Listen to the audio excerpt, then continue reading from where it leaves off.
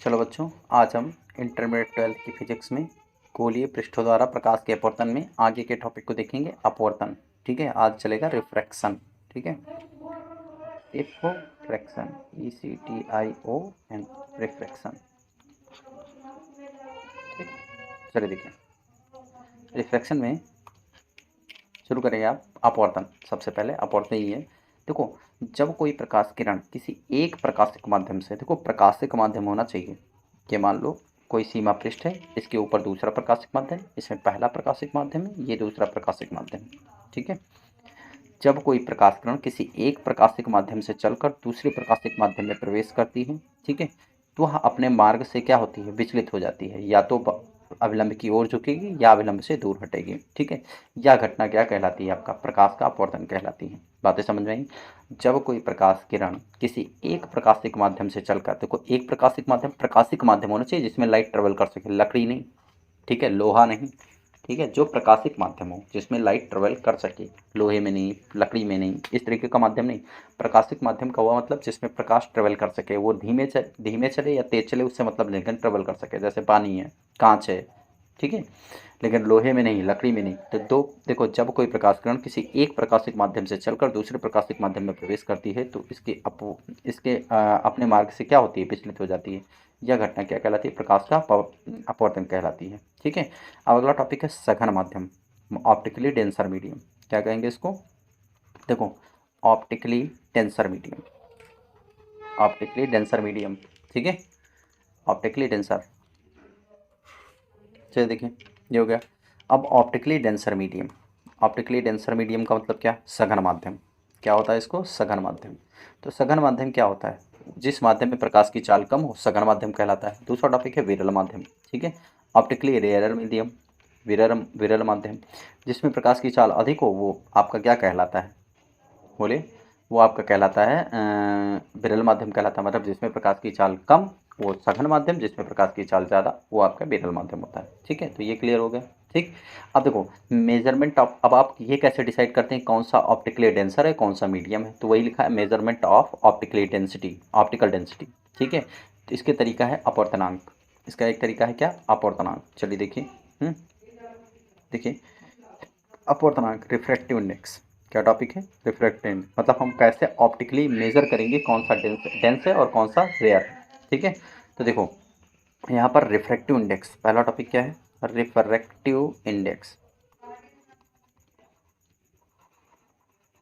इसकी सहायता से, मतलब इससे पता लगता है कि कौन सा सघन माध्यम है कौन सा विरल माध्यम है। ठीक है, किसी प्रकाशिक माध्यम का अपवर्तन, देखो किसी प्रकाशिक माध्यम का अपवर्तनांक हवा अथवा निर्वात में प्रकाश की चाल के अनुपात के बराबर होता है। ठीक है, किसी प्रकाशिक माध्यम का अपवर्तनांक, मतलब चाहे इसको एन से रिप्रेजेंट करते हैं, कहीं की किताब में एन से, कहीं कहीं म्यू से है।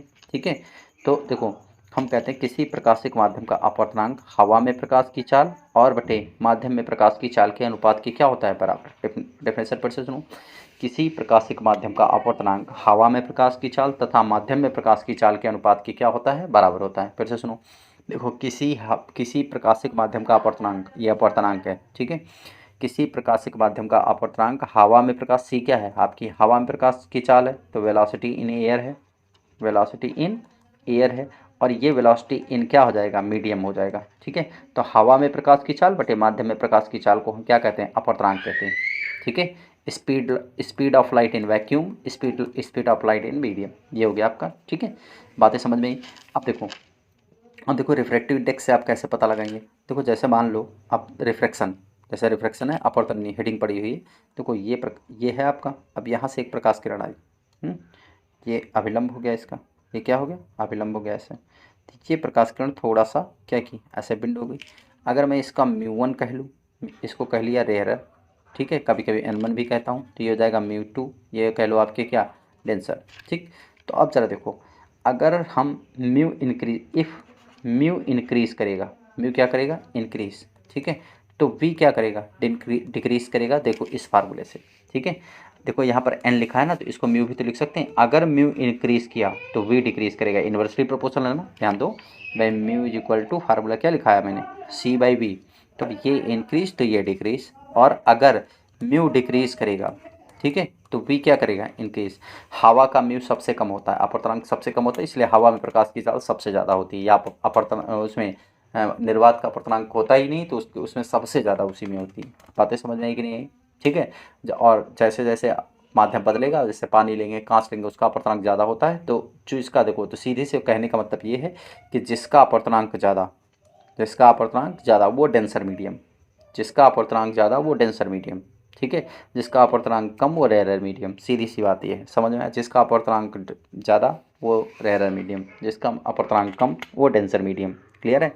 जैसे कोई पूछे कौन सा रेयर मीडियम है, तो ये मत बताओ कि प्रकाश की चाल जिसमें ज़्यादा हो रेयर मीडियम, ये पुरानी भाषा हो गई। अब ये बताओ जिसका अपवर्तनांक, ठीक है, जिसका अपवर्तनांक कम वो ऑप्टिकली रेयर, और जिसका अपवर्तनांक ज़्यादा वो ऑप्टिकली डेंसर। ठीक है, ये हो गया आपका। आगे देखो, अब देखो बेंडिंग ऑफ लाइट, बता दें इसको। बेंडिंग ऑफ लाइट,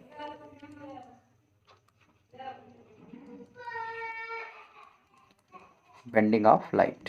चलिए देखिए, बेंडिंग ऑफ लाइट की अगर मैं बात करूं तो देखो, ये हो जाएगा आपका बेंडिंग ऑफ लाइट में। अगर ये है आपका, ये यहाँ पे आके पड़ी। अब देखो, ये आके अंदर की ओर झुक जाएगी। ये कब होगा? देखो, जब कोई प्रकाश किरण, अगर इसको मैं n1 कह लूँ, इसको n2 कह लूँ, ये रेयरर है, रेयरर है, और ये क्या है, डेंसर है। मतलब एक ही सिंबल यूज़ करिए, चाहे n1 चाहे म्यू1, चाहे जो यूज़ करिए एक ही यूज़ करिए, दो मत यूज़ करिएगा। ठीक है, तो मैं n यूज़ करता हूँ ज़्यादातर। तो ये हो जाएगा आपका क्या, ये आपका आई हो गया, ये क्या हो गया, आर। ठीक है, ये क्या हो गया, आर। अब ज़रा समझिए मैं कहना क्या चाहता हूँ। बेंडिंग ऑफ लाइट, अब देखो अगर n1 is less than n2 है, तो हमेशा प्रकाश किरण अभिलंब की ओर झुकेगी, हमेशा प्रकाश किरण अभिलंब की ओर झुकेगी। दूसरा केस देखो, जब अगर ये ऐसे है, और ये दूर की ओर हटेगी, मतलब ये केस कब होगा, जब n1 ग्रेटर दैन n2 होगा, मतलब ये डेंसर होगा और ये क्या होगा, रेयर। मतलब जब कोई प्रकाश कण सघन माध्यम से विरल माध्यम की ओर आती है तो अभिलंब से दूर हटती है, जब कोई प्रकाश कण विरल माध्यम से सघन माध्यम की ओर आती है तो अभिलंब की ओर आती है। ठीक है, तो बेंडिंग ऑफ लाइट। अब देखो अगला बेंडिंग ऑफ लाइट, ये हो गया दो पार्ट। अब देखो तीसरा पार्ट। अब देखो अगर कोई प्रकाश किरण ऐसे सीधे आके परपेंडिकुलर गिरती है, तो बिना विचलित हुए सीधे निकल जाती है, अगर 90 डिग्री पर गिरी तो किसी सतह पर। ठीक है, और तीसरा, अगर n1 बराबर n2 हो, n1 बराबर किसके हो, n2 के, मतलब यहाँ भी वही माध्यम, यहाँ भी वही माध्यम, तब भी प्रकाश किरण में कोई विचलन नहीं होगा, वो सीधे निकल जाएगी ऐसे। ठीक है, बातें समझ में आई? तो ये बेंडिंग ऑफ लाइट हो गए। ठीक, अब हटा दें इसको। सापेक्ष अपवर्तनांक, क्या पढ़ाएंगे अब, सापेक्ष अपवर्तनांक। चलो देखो सापेक्ष अपवर्तनांक, देखो सापेक्ष अपवर्तनांक,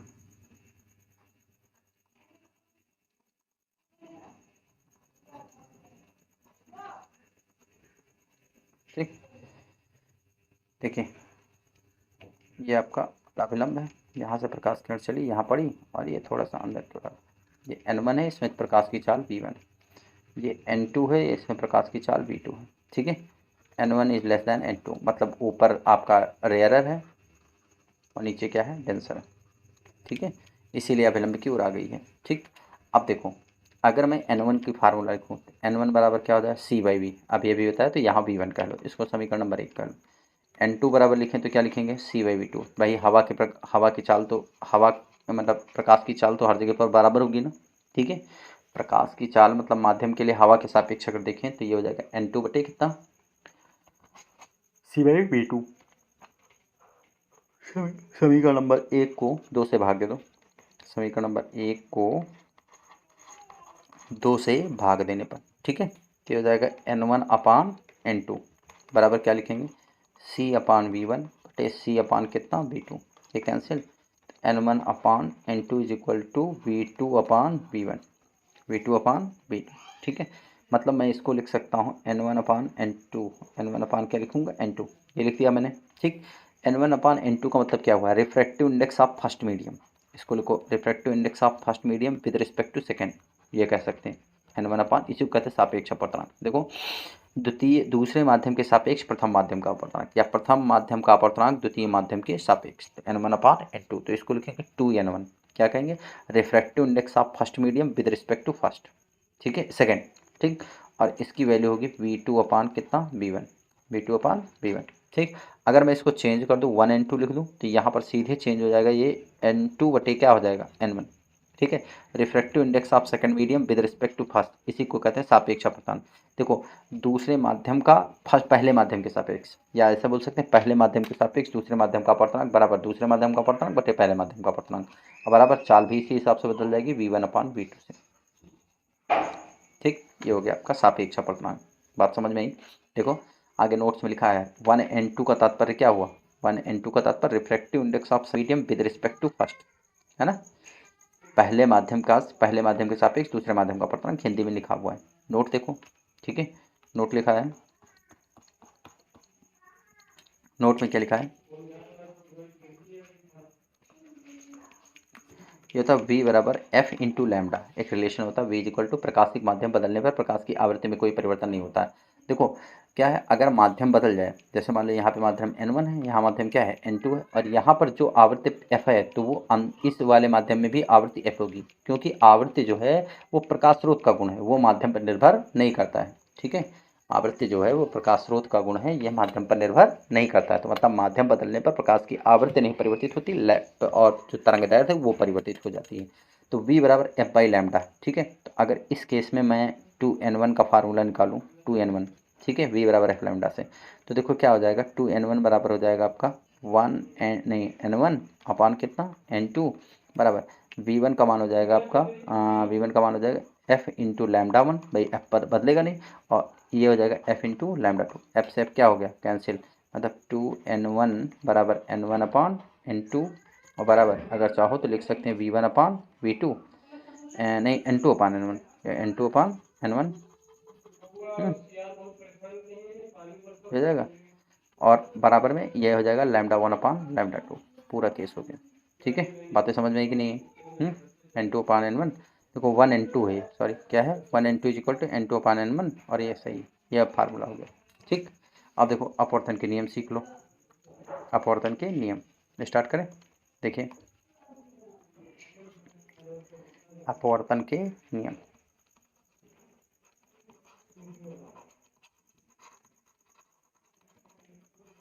देखो अपवर्तन के नियम, पहला नियम क्या है सुनिए, लिखा है आपतित किरण तथा अपवर्तित किरण। मान लो ये आपका है, ये प्लेन है, ठीक है, ये आपका मतलब प्रकाशिक माध्यम है। ठीक है, अब देखो सबसे पहले एक चीज़ जान लो, ये तो सबको पता होगा ना, पहले चित्र को हम थोड़ा व्याख्या कर दें। ये हो गया आपका, या अभिलंब हो गया, और ये आपका अपवर्तित। तो देखो ये वाली रे है आपकी आपतित किरण, क्या कहते हैं इसको, आपतित किरण। ठीक, आपतित किरण का मतलब अंग्रेजी में इंसिडेंट रे, क्या कहेंगे, इंसिडेंट रे। ठीक, और ये हो जाएगा आपका नॉर्मल अभिलंब, इसको क्या कहेंगे हम, अभिलंब। ठीक है, और ये कहेंगे अपवर्तित किरण, क्या कहलाएगा आपका, अपवर्तित किरण। पहले चित्र की व्याख्या कर दें, अपवर्तित किरण। ये आई और आर मतलब आपतित किरण और अभिलंब के बीच बने कोण को हम कहते हैं आपतन कोण, क्या कहते हैं, आपतन कोण। ठीक, अंग्रेजी में इसको कहते हैं हम इंसिडेंट एंगल, क्या कहते हैं, इंसिडेंट एंगल। ठीक है, इंसिडेंट एंगल ये कह लेंगे।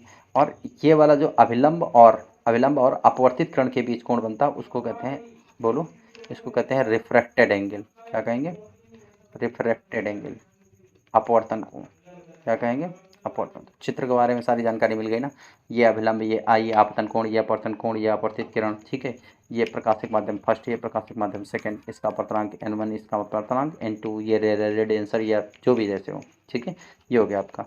चलिए देखिए अब जो है, अब हम नियम पढ़ेंगे। तो प्रथम नियम देखो, ये हो गया आपका, एक प्रकाश किरण आई, अभिलंब यहाँ पे खींचा गया।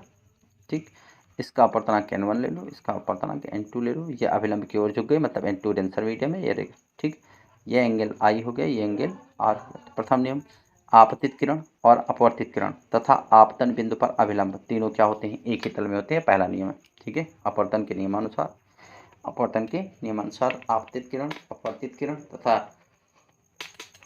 आपतन बिंदु पर अभिलंब तीनों क्या होते हैं, एक ही तल में होते हैं। ठीक, ये हो गया पहला नियम। दूसरा नियम देखो, दूसरा नियम स्नेल का नियम है। देखो दूसरा नियम, ये प्रथम नियम हो गया, आपतित किरण, अपवर्तित किरण तथा आपतन बिंदु पर अभिलंब तीनों एक ही तल में होते हैं, पहला नियम। ठीक है, दूसरा देखो, द्वितीय नियम क्या कहता है, स्नेल के नियमानुसार, द्वितीय नियम को हम स्नेल का नियम कहते हैं, ठीक है। तो द्वितीय नियम में स्नेल के नियमानुसार आपतन कोण कीजिए, मतलब साइन आई।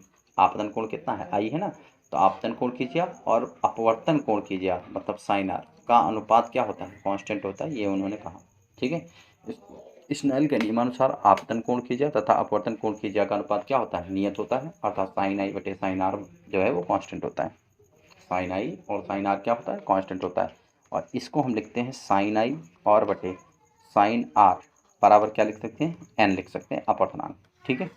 आपको एक चीज़ बता दें, आप इस फार्मूले को याद तो ऐसे कर लीजिए, लेकिन इसका व्यापक रूप याद रखिए जिससे न्यूमेरिकल आसानी से रख जाएंगे, ठीक है। व्यापक रूप क्या कहता है आपका, देखो, जिस माध्यम का अपवर्तनांक उसका कोण, मतलब उसका साइन के साथ कोण, N1 साइन आई सीधे सीधे, ठीक है। और बराबर क्या लिखेंगे, N2 साइन आर। ये व्यापक रूप है, इससे आपके सवाल नहीं गलत होंगे कभी, ठीक है। देखो, अगर ये माध्यम लिया तो इसका कोण, ये माध्यम लिया तो इसका कोण, ऐसे और माध्यम उसका कोण, मतलब जिस माध्यम का अपवर्तनांक उसी माध्यम का कोण, जिस माध्यम का अपवर्तनांक उसी माध्यम का कोण। बातें समझ में आई, ठीक। तो इस तरीके से ये हो गया आपका स्नेल का नियम। ये व्यापक रूप याद रखिए, ये सबसे काम का है, ठीक है। हर जगह मैं अप्लाई यही करूँगा। बातें समझ में आई कि नहीं है, ठीक। चलिए, इस पर कुछ क्वेश्चन दिए गए हैं, उनको देख लेते हैं। एग्जाम्पल लिखा है, फाइंड द रिफ्लेक्शन, क्वेश्चन दिया गया है, एक क्वेश्चन दिया गया है, लिखा गया है, find the refraction angle and angle of deviation. चलो देखो, एक चित्र दिया गया आपको, क्या आपको चित्र बना है, ये नॉर्मल है ऐसे। अब देखो, अगर मैं एक प्रकाश किरण इस पर डाली गई है ऐसे,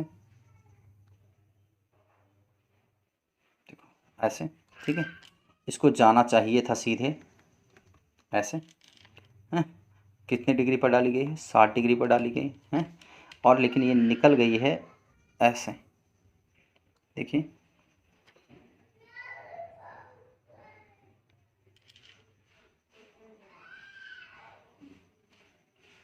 समझ में, ठीक है। ये ऐसे निकल गई, ये हो गया आपका आर, एंगल कौन सा हो गया, आर, ठीक। ये वाला आर, ये आपको आर फाइंड करना पड़ेगा, और कहा गया सवाल में डेल एम फाइंड करना, दोनों ये कितना विचलित हो गई है, ये दोनों चीज़ें ज्ञात करने के लिए कहा गया है, ठीक। और जब देखो, इसका अपवर्तनांक 1 है और इसका अपवर्तनांक है आपके पास N2 बराबर √3, ठीक है।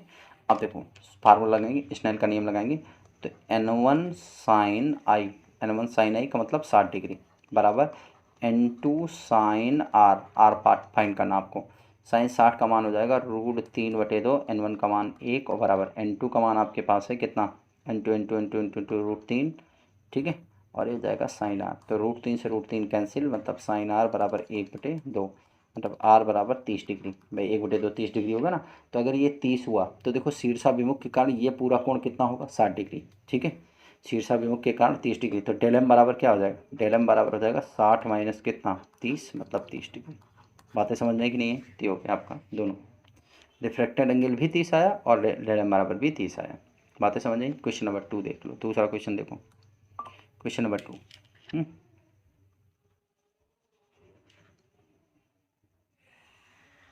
ये क्वेश्चन नंबर 2, ये ऐसे खींच लिया, यहाँ पे अविलंब डाल दिए, अविलंब डाल दिए, ठीक। यहाँ से ये प्रकाश किरण ऐसे चली, ऐसे पड़ी, ठीक है। देखो, यहाँ N1 बराबर 1 है, N2 बराबर है आपके पास 2, और फिर N3 बराबर फिर 1 है। अब आपसे सवाल में कहा गया कि आप ये वाला I फाइंड करिए, हैं, ये I और E का मान ज्ञात करिए, I और E का मान, ये वाला E, तो चलिए देखिए, I हो गया, ये हो गया आपका R। अगर ये वाला एंगल R है तो डेफिनेटली ये वाला एंगल भी कितना है, R है। देखो, एक अंतर कोण, दोनों कितने हैं, एक अंतर कोण, ठीक। तो चलिए, पहले पृष्ठ पर स्नेल का नियम, इस वाले पृष्ठ पर, ये फर्स्ट सरफेस है, ये सेकंड सरफेस है, तो फर्स्ट सतह पर स्नेल के नियम से, तो देखो, ये हो जाएगा आपका N1 साइन आई, तो N1 और कितना हो जाएगा, साइन आई, ठीक। और बराबर क्या हो जाएगा, N2 साइन आर, जो हो गया आपका N1 साइन आई और कितना, N2 साइन आर। सिंपल से यहाँ पे N1 का मान 1 है, तो साइन आई, और सॉरी साइन आई, और N2 का मान है आपके पास 2, तो साइन आर, ये हो गया आपका, ठीक है। अब साइन आई तो आपको दिया नहीं गया है ना, तो यहाँ से साइन आर का मान निकाल लो, तो साइन आर बराबर 1/2 साइन आई, छोड़ दो। सेकंड सरफेस पर लगा लो स्नेल का नियम, तो N2 sine are, N2 sine are बराबर, ठीक है, ये क्या हो जाएगा N3 साइन ई, और साइन ई का मान चाहिए आपको, है। तो देखो यहाँ पर N2 का मान तो 2 है ही है, N2 का मान कितना है 2, और साइन आर का मान भी 1/2 और कितना है साइन आई है, तो बराबर ये हो जाएगा N3 का मान 1 है और ये हो गया साइन ई, तो 2 से 2 क्या हो गया कैंसिल, ठीक है। तो यहाँ से हो जाएगा साइन आई बराबर ई, तो ई साइन आई बराबर साइन ई, तो ई बराबर किसके आई के, अब जिस कोण पर आपतित हुई उसी कोण पर निर्गत करेगी बाहर, ठीक है। समझ में आया कि नहीं है। अब देखो अगर, हाँ तो ये हो गया आपका एक अगला एग्जाम्पल देखो, ये हटा दें, एक तीसरा एग्जाम्पल दिखा है, ये वाला तीसरा एग्जाम्पल है, इसमें पढ़ा नहीं है, तीसरा नंबर एग्जाम्पल है, देख लेना। देखो एक गोला है सीधे सीधे ऐसे हैं, अब देखो ये इसका 20 का भाग है ऐसे, 20 से प्रिंसिपल एक्सिस से जो सेंटर से आ रही है सी से, ठीक। अब देखो एक प्रकाश किरण इस पर 30 डिग्री पर डाली जाती है, कितने पर 30 डिग्री पर, देखो ये 30 डिग्री हो गई है, 30 डिग्री हो गई, तो जब 30 डिग्री हो गया तो जाहिर सी बात है ये थोड़ी सी अभिलंब की ओर झुक जाएगी, तो अभिलंब की ओर झुक गई ऐसे जाके यहाँ पे पड़ी, ये बन गया आपका आर, ठीक। सवाल में कहा गया जरा फाइंड एंगल ई, तो ई क्या होगा, देखो यहाँ पर अभिलंब डाल देंगे, भाई अभिलंब हमेशा गोलीय पृष्ठों में हमेशा अभिलंब कहाँ से जाता है सेंटर से जाता है, तो ये अभिलंब से अब टेंशन मीडियम में दूर जाएगी, तो ये ई फाइंड करने के लिए आपसे कहा गया है, ई फाइंड करने के लिए अगर ये आर है तो डेफिनेटली ये वाला एंगल भी कितना होगा आर होगा, क्योंकि परिधि पर बने कोण क्या होते हैं समान होते हैं, ठीक। ये सी है आपके पास, क्लियर है, तो ये हो गया आपका। अब देखो फर्स्ट सरफेस पे अगर ये 30% है तो फर्स्ट सरफेस, ये फर्स्ट सरफेस कह लो, ये कह लो आप सेकंड परसेंट, ठीक है। तो फर्स्ट सरफेस पर सवाल ये ई फाइंड करना, find value of E, find value of E, ठीक। देखो फाइंड वैल्यू ऑफ ई, अगर हम सेकंड सरफेस पर फाइंड करना चाहते हैं तो देखो ये क्या हो जाएगा आपका N1 साइन है, तो N1 बाहर एक है, तो देखो N1 sign 30 degree, sign 30 degree और बराबर N2, अगर इसका अपवर्तनांक मैं कुछ मान लूँ तो √3 मान लूँ, क्या मान लूँ √3, ठीक है। तो हो जाएगा N2 का मतलब ये हो जाएगा √3 और साइन साथ में आर, ठीक है। तो साइन 30 N1 का मान 1 हो गया, साइन 30 का मान हो जाएगा 1/2 और बराबर √3 और इंटू साइन आर, ठीक है। तो साइन आर बराबर 1/2 √3 किया गया फर्स्ट सरफेस पर, ठीक। सेकंड सरफेस पर लगा दो, देखो इस माध्यम का अपवर्तनांक और साथ में ये वाला कोण, ठीक है।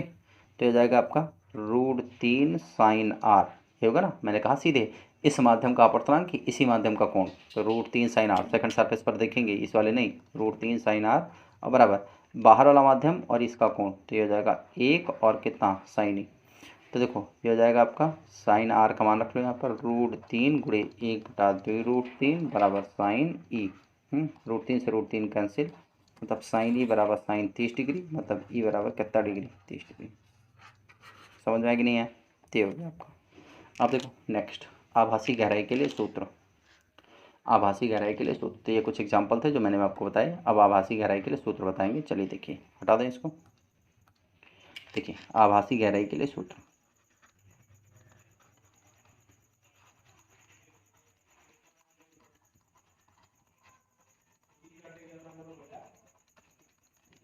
आभासी गहराई के लिए सूत्र, ठीक। चलो देखो आभासी गहराई के लिए सूत्र होता है N2/N1, मैंने इसको लिखा स्मॉल d/d', कभी कभी मैं इसको ऐसे भी यूज करता हूँ कैपिटल H/स्मॉल h, दोनों का मान एक ही है, वैल्यू एक ही है, ठीक है। देखो N2 आभासी गहराई के लिए ये उल्टा है, बाकी सबके लिए से उल्टा है, वो है, ठीक है वही है। N2 वह माध्यम जहाँ से प्रकाश कण चले, वह माध्यम जहाँ से प्रकाश किरण चले, समझ है, केवल ये आभासी गहराई के सूत्र में, बाकी सबके लिए N2 वह माध्यम जिसमें प्रकाश किरण प्रवेश करे, पूरी रे ऑप्टिक्स में यही है, N2 वह माध्यम जिसमें प्रकाश किरण प्रवेश करे, केवल आभासी गहराई में उल्टा, ठीक है। N2 वह माध्यम जहाँ से प्रकाश किरण चले, और N1 वह माध्यम जहाँ प्रकाश किरण क्या करे प्रवेश करे, वह माध्यम जहाँ प्रकाश किरण क्या करे प्रवेश करे, ठीक, ये हो गया N2 अब देखो स्मॉल d या कैपिटल H कह सकते हो, ये हो जाएगा वास्तविक गहराई, ठीक है। और d डैश या स्मॉल h कह सकते हो आप आभासी गहराई, ये हो गया आपका, ठीक। और एक बात और याद रखना कि हमेशा जो डी एच और एच कैपिटल एच और स्मॉल एच है या डी डी डैश की दूरी है वो हमेशा पानी की सतह से नापी जाएगी, तल से नापी जाएगी, अपवर्तक तल से नापी जाएगी। कहाँ से नापी जाएगी? अपवर्तक तल से। बातें समझ में आई? हमेशा ये ध्यान रखना, ये नोट में याद रखना, ठीक। अब इसकी प्रूविंग देखो, शुरू करें। प्रूविंग कैसे करेंगे? देखो प्रूविंग, प्रूफ प्रूफ में मान लिया ये एक बीकर है, ठीक है, इसमें यहाँ तक पानी भरा हुआ है, ठीक। मैंने इसको कैपिटल एच कह लिया, वास्तविक गहराई, ठीक। यहाँ पर कोई ऑब्जेक्ट है, यहाँ पर कोई ऑब्जेक्ट है, ओ एक सिक्का गिरा हुआ है या एक बल्ब जल रहा है यहाँ पर, ठीक है। तो अब देखो कोई व्यक्ति यहाँ से इसको बाहर से ऐसे देखना चाहता है, इस जगह से। हमेशा प्रकाश किरणें वस्तु से चलती हैं, तो एक प्रकाश किरण मैंने मान लिया एकदम परपेंडिकुलर जाके गिरी। जो प्रकाश किरण आपको मालूम है परपेंडिकुलर गिरती है वो सीधा बिना विचलित हुए ऐसे सीधे निकल जाती है, ये समझ में आया कि नहीं है? ठीक। एक प्रकाश किरण थोड़ी से ऐसे एंगल पे गिरी, यहाँ पे पहुंची, अविलंब इस पे डाल दिया, ठीक। ये थोड़ा सा अविलंब से दूर हट के ऐसे निकल गई, दूर हटी तो ये जाके यहाँ पर इसने इमेज बनाया आई, ठीक। तो ये हो गया आभासी गहराई, मतलब आँख से देखने पर आपको यहाँ पे दिखेगा, ठीक है, क्लियर है? देखिए यहाँ पे H ये दिखेगा आपको, ये इसका विस्थापन हो गया, x ऊपर उठा कितना, ठीक। अब देखो अगर मैं इस पर अभिलंब डालूँ तो ये वाला एंगल कितना हो जाएगा आपका I, क्लियर है? चलिए देखिए, तो ये हो गया आपका। अब देखो ये एंगल I है, ये एंगल कितना है I है, और ये कितना है R है, ठीक है। तो देखो ये अगर एंगल I है तो डेफिनेटली ये वाला एंगल भी कितना होगा? I होगा, एकांतर कोण, ठीक है भाई। दो पैरेलल लाइन्स हैं और इनको ऐसे काट रही है प्लेन, ये तो कह रही है ना। तो अगर ये वाला एंगल आपका I है, ये वाला देखो, ये वाला एंगल अगर I, ये वाला एंगल अगर आपका I है तो सब डेफिनेटली ये भी अलग एंगल तो I होगा। ये तो कह रहा भाई ये वाला एंगल दोनों सेम होंगे कि नहीं होंगे, ठीक। चलिए देखिए ये वाला एंगल, सॉरी ये वाला एंगल आई है। अब देखो ये वाला एंगल आर है तो टोटल एंगल आर होगा, टोटल एंगल कितना होगा? आर। देखो चेक करो, ये टोटल एंगल यहाँ से यहाँ तक का एंगल कितना होगा? आर। भाई शीर्षाभिमुख नहीं होंगे, एंगल आर होगा, तो ये एंगल और आर होगा, तो एकांतर होने के कारण ये कोण एंगल भी कितना होगा? आर। अगर ये डिस्टेंस को मैं एक्स मान लूँ, ये डिस्टेंस क्या मान लूँ? एक्स। नाम लिख लूँ अगर सबके अलग अलग, देखो अगर मैं इसका नाम ओ रख लूँ, इसका नाम आई है ही है, इसका नाम कितना है? आई है, इसका नाम बी रख लूँ, इसका नाम क्या रख लूँ मैं? सी, ठीक है।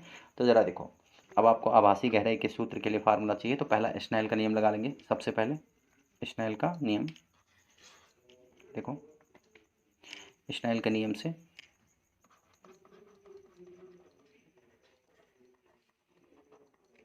देखो ये माध्यम अगर मैं मान लूँ N2, ये माध्यम N2 है, ये माध्यम कौन सा है? N1। तो हो जाएगा N2 साइन आई बराबर कितना? N1 sign are. ये हो गया आपका, देखो ये हो गया आपका। तो अब देखो अगर N2 साइन आई और N1 साइन आर हो गया, तो देखो चूंकि प्रकाश किरणें समानांतर हैं, ये मानेंगे पूरे रे ऑप्टिक्स में प्रकाश किरणें कैसी हैं? समानांतर हैं, ठीक है। तो sine i is similar i, और साइन आर जो है वो सिमिलर किसके हो जाएगा? आर के। मतलब सीधे सीधे N2 साइन हट जाएगा, साइन नहीं, अब N2 आई लिखेंगे हम साथ में, क्या लिखेंगे? N2 आई, ठीक है। और इसको हम इसी वक्त हम लिख सकते हैं टैन आई भी कह सकते हैं। इसको क्या कहते हैं भाई? जब छोटा कोण है तो आप टैन आई भी कह सकते हैं इसको, ठीक है। इसको इसी वक्त मैं कह लूँगा टैन आई है, और इसको इसी वक्त कह लूँगा ये टैन आर है, ठीक है। तो N2 आई और ये क्या हो जाएगा? N1 are. इसको समीकरण नंबर आप क्या मान सकते हैं आप, ठीक है। इसको मान लो समीकरण नंबर 1। अब देखो त्रिभुज, त्रिभुज ले लो पहला ओ बी सी में, त्रिभुज ओ बी सी में अगर मैं टैन आई लेता हूँ तो लंब बटे आधार, तो टैन आई के सामने ठीक लंब तो एक्स, और बटे आधार पूरा यहाँ से बी से ओ तक, तो बी से ओ तक कितना है? एच। ये लिख लिया। इसी प्रकार त्रिभुज सीधे आई बी सी में यहाँ पे ले लो टैन आर, तो टैन आर का मतलब लंब एक्स, और इसका आधार कितना? छोटे वाले त्रिभुज का स्मॉल एच, तो एक्स बटे स्मॉल एच। दोनों का मान समीकरण नंबर 1 में रखो, ठीक है। अब आप देखो टैन आई को आई भी तो लिख सकते हो, और इसको क्या लिख सकते हो? आर भी तो लिख सकते हो। ये देखो मैंने माना है, ठीक है। साइन आई बराबर इक्वल टू आई लगभग tan आई सब मान लिया, तो ये मान यहाँ पे रखो, तो ये ऊपर खिसका दें इसको। बहुत आसान सा डेरिवेशन है, इंपॉर्टेंट भी है। डेरिवेशन इंपॉर्टेंट है, इसके सवाल ज़्यादा इंपॉर्टेंट होते हैं। ठीक है, तो हो जाएगा आपका n2 और i का मान कितना है आपका x बटे कैपिटल H और बराबर n1, और यहाँ पर क्या हो जाएगा x बटे स्मॉल h। आप d भी यूज़ कर सकते हैं, x x कैंसिल हो गया, n2 अपान n1 बराबर कैपिटल H बटे small h। Most important topic. n2 always denser medium, n1 always rarer medium. ठीक है, याद रखना। ठीक, समझ में आया कि नहीं है, तो ये प्रूविंग हो गई। चलो देखो इसको हटा दें। अब देखो मछली की आभासी गहराई ज्ञात करना है। मैंने आपको एक सवाल जो है बताया था, देखिए इस पर क्वेश्चन देख लीजिए, एक क्वेश्चन। ठीक है, सवाल ये है कि मान लीजिए पानी भरा हुआ है, मान लीजिए पानी भरा है। ठीक, आपसे सवाल में ये कहा जा रहा है कि जो मछली है वो आपकी, एक सेकेंड,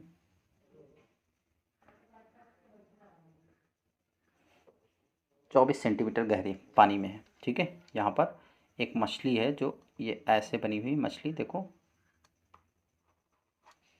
ये 24 सेंटीमीटर पानी में। ठीक है, 24 सेंटीमीटर जो रेड पेन से बना रहे हैं वो गिवन है। ठीक है, याद रखना 24 सेंटीमीटर नीचे। ठीक है, एक यहाँ पर एक चिड़िया उड़ रही है। ठीक है, एक चिड़िया उड़ रही है जो 36 सेंटीमीटर ऊपर है।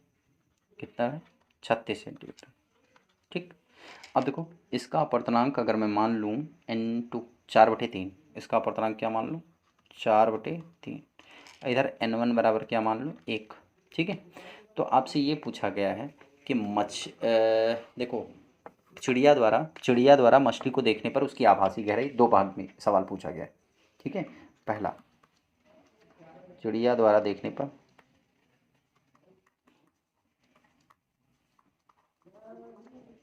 मछली की आभासी गहराई। ठीक है, ये हो गया। दूसरा किसके द्वारा ज्ञात करने पर, मछली द्वारा देखने पर।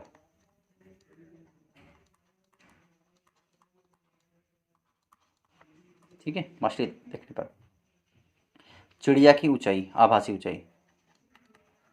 दो सवाल पूछा है, चिड़िया की आभासी ऊंचाई। ठीक, यहाँ तक हो गया।